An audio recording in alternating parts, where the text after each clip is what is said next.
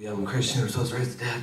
And so I put my hand on his neck, and I was like getting ready to say this really long, powerful prayer, And I go, Jesus, boom, and I was like, and his pulse, boom, flares right up.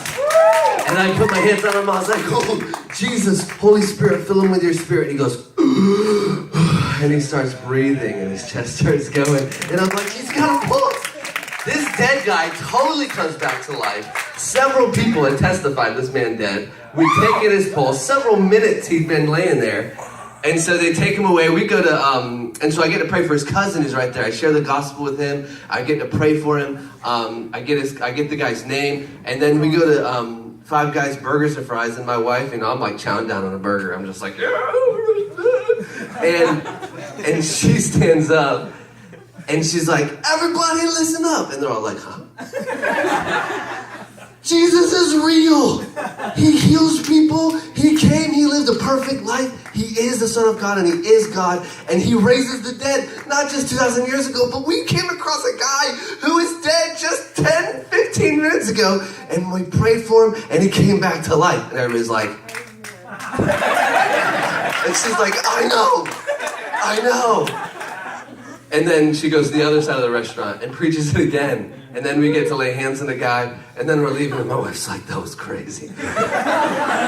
And she was so excited. And we find out later when she's sharing it, someone asked like how she's doing, and she's like, well, we got to pray for a dead guy. And then she's telling that to her grandma, and her grandma's like, I heard a story in my kindergarten, or in the Sunday school class. Someone came in and said that this woman was telling everybody at Burger King or something about someone being raised from the dead. I was like, no, it's your granddaughter. She's like, that makes the story so much better. And so it's just been like so good to see God do this. And it is like, this is what we've been praying for. I mean, we've been pressing it for like 15 years. You want to share the story, the dream Sarah had like a decade ago? I actually don't. I do know what you're saying. But my wife had a dream in so many words that we were going to be raising the dead. That I was going to be raising the dead. And I was really excited about it. Well, I'll share it. And she had a dream that 1 in every 3 people that I prayed for to be raised from the dead would be raised from the dead. And I was like, that's awesome. And then she went away later, and she was like, I don't mean to be bad, like maybe more. And I was like, no, I'll take 1 in 3. That sounds pretty good to me. And then we prayed for 2 people who weren't raised from the dead, and the third one was. And so it's just like that word from 10 years ago come into fruition now that the Lord's doing that. And what's awesome about this is that's the 3rd resurrection in Bradenton in 6 months or less. Wow. One of them happened right back here. I mean, it's just going like, okay, God, you're doing it.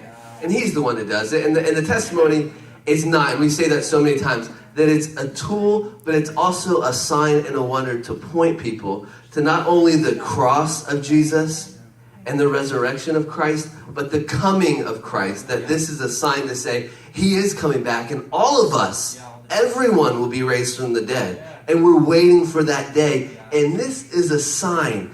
It's a snapshot of this isn't the arrival point.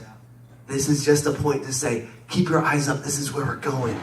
So I want to encourage everyone here that the reason I shared even the 2 resurrections that didn't happen is, again, I shared earlier, praying for hundreds of people and never seeing be healed. Some of you guys today, you may feel like, hey, I didn't get that right, or that didn't happen there, or it only went down from a 10 to a 5. Oh man. It's like, no, keep taking action, keep taking the obedience, and be blessed because God's saying your name is written in the Lamb's Book of Life. Be blessed because my Father sees you.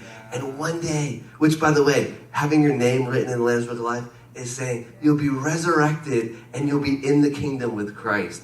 That's what we're rejoicing in, that one day we will walk with him in his kingdom. And it's so cool. Awesome. Good.